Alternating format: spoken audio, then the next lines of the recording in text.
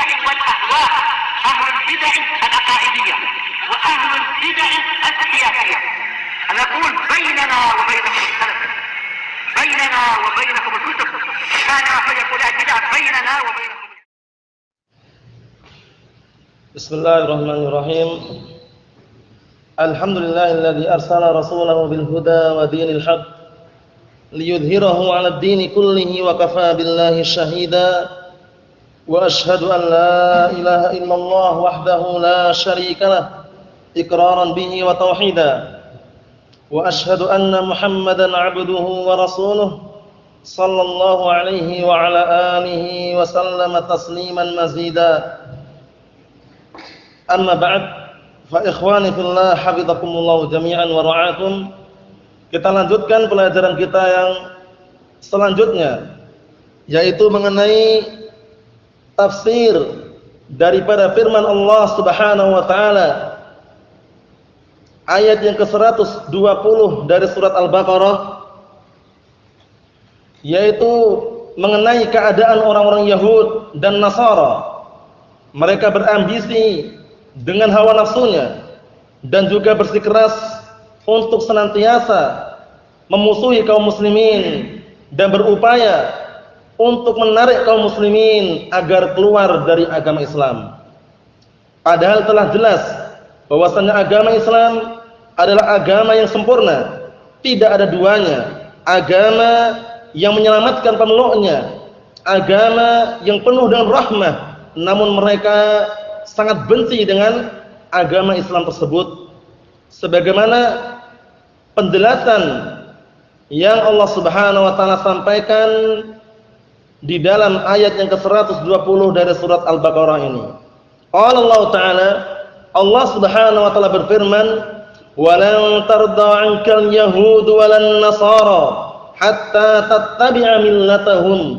Qul inna hudallahi huwal huda. Wala in ittaba'ta ahwaahum ba'dal ladzi ja'aka minal 'ilm ma laka minallahi min waliyyin wala nasir." Perhatikan, pada ayat yang mulia ini Allah Subhanahu wa taala menjelaskan kepada kita semuanya, dan sungguh orang-orang Yahud dan orang Nasara tidak akan ridha kepadamu wahai Muhammad hingga engkau mengikuti agama mereka. Jadi orang Yahud, orang Nasara secara globalnya mereka tidak akan ridha dengan agama Islam yang kita anut ini. Mereka berupaya semaksimal mungkin menghancurkan agama Islam, baik melalui media sosial atau melalui teknologi yang ada, atau melalui cara-cara yang lain, melalui cara berpakaian, melalui cara gaya di dalam berbicara dan semisalnya. Allah musta'an. Ini yang Allah Subhanahu wa taala sebutkan. Sekali lagi, sungguh orang-orang Yahud dan Nasara tidak akan ridha kepadamu wahai Muhammad hingga engkau mengikuti agama mereka. Qul, katakanlah kepada mereka, inna hudallahi wal huda. Sesungguhnya petunjuk Allah itulah petunjuk yang hakiki. Karena petunjuk Allah Subhanahu wa taala, barang siapa yang mengikutinya, niscaya dia tidak akan sesat, tidak pula sengsara. Sebagaimana firman-Nya yang sering kita nukilkan, yaitu firman Allah Subhanahu wa taala, "Faman ittaba'a hudaya fala yadhillu wala yashqa." Maka barang siapa yang mengikuti petunjukku, yaitu Al-Qur'an dan As-Sunnah, sungguh dia tidak akan sesat, tidak pula sengsara. Oleh karena itu, kita perlu berhati-hati dalam meniti jejak kehidupan ini. Jangan sembarangan dalam melangkah, jangan sembarangan dalam bertindak. Tentunya semuanya upayakan gerak-gerik kita terawasi dan juga berlandaskan dalil dari Al-Qur'an dan As-Sunnah. Naam, orang-orang Yahud enggak ridha. Namun Allah Subhanahu wa taala mengatakan, "Qul," katakanlah kepada mereka, sesungguhnya petunjuk Allah Subhanahu wa taala itu agama Islam, itu adalah agama yang sebenarnya, agama yang benar. Wala in ittaba'ta ahwa'ahum ba'dal ladzi ja'aka minal 'ilm. Dan jika engkau mengikuti hawa nafsu mereka setelah datang kepadamu penjelasan, keyakinan, ilmu mengenai agama Islam yang benar, malaka minallahi min waliyyin wala nasir. Niscaya tidak ada bagimu di hadapan Allah Subhanahu wa taala seorang penolong, tidak pula pelindung. Jadi jangan sampai kita justru berbalik arah. Nah, barakallahu fikum. Namun agama Islam harus kita jaga semaksimal mungkin, karena agama Islam adalah agama yang diridhai di sisi Allah Subhanahu wa taala. Sebagaimana firman-Nya, "Innad dina 'indallahil Islam." Sesungguhnya agama yang diridhai di sisi Allah Subhanahu wa taala hanya agama Islam. Kemudian juga firman-Nya, "Al-yauma akmaltu lakum dinakum wa atmamtu 'alaikum ni'mati wa raditu lakumul Islam madina." Pada hari ini aku telah ridha kepada kalian dan telah kusempurnakan untuk kalian nikmatku, dan aku ridha Islam sebagai agama kalian. Jadi agama Islam agama yang diridhai di sisi Allah Subhanahu wa taala. Oleh karena itu, barang siapa yang menganut agama selain agama Islam setelah diutusnya Nabi Muhammad sallallahu alaihi wa ala alihi wasallam, ghairu maqbul, tidak diterima sama sekali. 6. Tidak diterima sama sekali. Sebagaimana hal ini Allah Subhanahu wa taala abadikan dalam Al-Qur'anul Karim dengan penjelasan yang sangat gamblang dan jelas. Allah Subhanahu wa taala menyatakan, "Wa man yabtaghi ghairal islami dinan falan yuqbala minhu wa huwa fil akhirati minal khasirin." Dan barang siapa yang mencari selain agama Islam sebagai agama, maka falan yuqbala minhu, maka tidak diterima sedikit pun amalan atau agama yang dianut orang tersebut, dan dia nanti di akhirat termasuk orang-orang yang rugi. Jadi sangat berbahagia orang yang beragama Islam. Sebagaimana hal ini telah datang dalam Sahih Muslim. Rasulullah SAW bersabda, Rasulullah menyatakan, "Qad aflaha man aslama wa ruziqa kafafan wa qanna'ahu Allahu bima atah." Sungguh telah beruntung orang yang berislam dan Allah Subhanahu wa taala beri pada dia rezeki yang cukup, dan dia merasa cukup dengan rezeki yang Allah Taala berikan kepadanya. Syahidnya dalam hadis ini, barakallahu fikum, ikhwani fillah, lafaz qad aflaha man aslama. Sungguh telah beruntung orang yang berislam. Naam, oleh karena itu jangan sampai kita mudah tertipu dengan rayuan-rayuan, bujukan-bujukan dari kalangan orang Yahud ataupun orang Nasara, baik itu dengan pemberian harta atau pemberian kekuasaan atau jabatan atau gelar atau yang semisalnya. Jangan tertipu, karena mereka berambisi, berupaya semaksimal mungkin untuk mengeluarkan kaum muslimin dari agama Islam tersebut. Kita lihat di sini, qala al-mufassirun asabahumullah.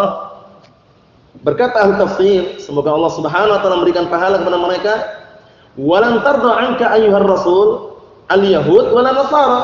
Tidak akan ridha kepadamu wahai Rasul, itu wahai Muhammad, orang Yahud, tidak pula orang Nasara, illa, kecuali idza tarakta dinaka wattaba'ta dinahum. Perhatikan ini. Kecuali apabila engkau meninggalkan agamamu dan engkau mengikuti agama mereka, baru ridha. Jadi syaratnya itu. Jika orang Yahudi dan Nasara ingin ridha kepada kita, kita harus meninggalkan agama kita dan ikut agama mereka. Namun ini belum tentu dan bukan jaminan, karena kalau ridha manusia yang kita cari, barakallahu fikum, itu bagaikan apa, puncak yang tidak bisa diraih. Sebagaimana diungkapkan sebagian para ulama, ridhan nas ghayatun la tudrak. Ridhan nas ghayatun la tudrak. Bahwasanya keridhaan manusia itu adalah sebuah puncak yang tidak bisa diraih. Betapa banyak dari kalangan saudara-saudara kita kaum muslimin, mereka keluar dari agamanya demi mendapatkan keridhaan atasannya. Namun setelah keluar tetap dihinakan dan tetap barakallahu fikum, dicaci maki dan dihina sehina-hinanya, padahal sudah keluar dari agamanya. Karena yang dicari apa? Ridha manusia. Seperti misalkan kita harus tunduk dengan atasan kita, atau ada orang yang bekerja, ada atasannya. Atasannya mengatakan, kamu kalau mau kerja, gajinya biar naik, dicukur, dipotong jenggotnya. Akhirnya dia potong, cukur juga jenggotnya. Setelah itu apa? Masih nggak ridha lagi, masih celananya panjangkan di bawah mata kaki. Nah, dia nurut juga karena mencari keridhaan manusia. Enggak akan puncak yang tidak bisa diraih. Tetap ada terus. Nah, enggak akan puas dengan apa? Dengan perbuatan yang sudah dilakukan tadi. Jadi jangan sampai kita sekali-kali mencari keridhaan manusia. Carilah ridha Allah Subhanahu wa taala. Ridha Allah Subhanahu wa taala kuncinya apa kuncinya? Kuncinya adalah beriman dan beramal amalan saleh. Itulah kuncinya untuk mendapatkan ridha Allah Subhanahu wa taala. Innal ladzina amanu wa 'amilus shalihat ulaika hum khairul bariyah. Sesungguhnya orang-orang yang beriman dan orang-orang yang beramal amalan saleh, mereka adalah sebaik-baik manusia. Apa berikutnya? Jazaohum 'inda rabbihim jannatu 'adnin tajri min tahtihal anhar khalidina fiha abada. Berikutnya syahidnya, radhiyallahu anhum wa radu'an. Nah, Allah Ta'ala ridha kepada mereka dan mereka pun ridha kepada Allah Subhanahu wa taala. Kuncinya iman dan amalan saleh. Nah, jadi jangan sekali-kali kita mencari ridha manusia, belum tentu kita meraihnya. Nah, sudah kita upaya mengikuti tetap keliru dan tetap kurang. Tapi kalau ridha Allah Subhanahu wa taala dicari di mana saja bisa selama dia beriman dan beramal amalan saleh. Naam. Qala al-mufassirun asabahumullah, qul lahum, katakanlah kepada mereka wahai Rasul, inna dinal Islam huwa dinus sahih.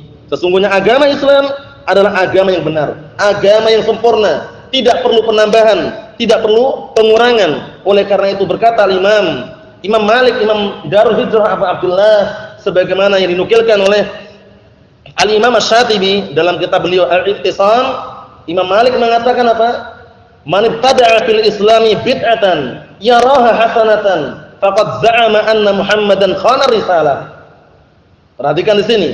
Barang siapa yang membikin perkara baru, membikin para bid'ah dalam agama ini dan dia beranggapan bahwasanya bid'ah itu adalah bagus atau baik, sungguh dia telah menuduh bahwasanya Nabi Muhammad mengkhianati risalah, mengkhianati kerasulannya. Nah, kenapa? Li'anna Allah Ta'ala yaqul, dikarenakan Allah Subhanahu wa taala berfirman, "Al-yauma akmaltu lakum dinakum." Pada hari ini aku telah sempurnakan agama kalian. Yang namanya sempurna perlu tidak tambahan? Tidak perlu, tidak perlu pengurangan. Sempurna sudah sempurna. Kemudian Imam Malik mengatakan, "Fama lam yakun yauma idzin dinan, fala yakunu al-yauma dinan." Maka semua perkara yang dulu di zaman Rasulullah bukan termasuk bagian dari agama, maka pada hari ini pula sesuatu tersebut bukan bagian dari agama. Jadi jangan sampai kita menambah-nambahi dalam perkara agama ini. Barakallahu fikum. Ibadah tauqifiyah, ibadah dibangun di atas Al-Qur'an dan As-Sunnah, tidak bisa kita membuat sendiri. Acara Maulid Nabi, acara Isra Mi'raj, acara-acara yang lainnya, halal bil halal dan semisalnya, yang dilakukan ketika setelah Idul Fitri dan semisalnya, itu semuanya acara-acara yang muhdatsah, tidak ada dalilnya. Itu termasuk bentuk penambahan dalam syariat ini. Walaupun mereka menamakan ibadah, karena hukum asal ibadah adalah haram hingga datang dalil yang mensyariatkannya. Hukum asal adat istiadat adalah boleh hingga datang dalil yang mengharamkannya. Bedakan ya. Naam, wa kullu fi'li ta'atin mahdhuru ghairul ladzi fi syar'i madhkuru. Semua perbuatan ketaatan itu dilarang. Naam, kecuali yang datang dalam syariat perintahnya. Misalkan ada orang mau beribadah, salat zuhur 5 rakaat, dilarang enggak? Karena enggak ada dalilnya. Ada orang mau beribadah, aku mau beribadah dengan cara memperingati Maulid Nabi. Nah, dilarang enggak? Dilarang karena tidak ada dalilnya. Paham ya? Nah, kemudian adat istiadat atau kebiasaan, itu hukum asalnya boleh-boleh saja, kecuali datang dalil yang mengharamkannya. Paham ya? Kebiasaan masyarakat setempat ini, kalau setelah orang meninggal dunia itu tahlilan 3 hari, 7 hari. Nah, kita ngikuti adat itu enggak? Ini adat istiadat katanya boleh tadi. Paham ya? Kenapa enggak boleh sini? Karena datang dalil yang mengharamkannya, perkara bid'ah haram. Seperti itu caranya. Jangan ngikuti, wah ini kan adat istiadat pada asalnya boleh. Naam, boleh kalau apa? Tidak ada dalil yang mengharamkannya. Kalau datang dalil yang mengharamkannya tidak boleh. Paham ya? Karena perkara itu perkara bid'ah, sedangkan perkara bid'ah amalannya tertolak. Gitu. Na'am, barakallahu fikum. Kita kembali kepada pembahasan kita. Jadi ungkapan Imam Malik bagus sekali tadi ya.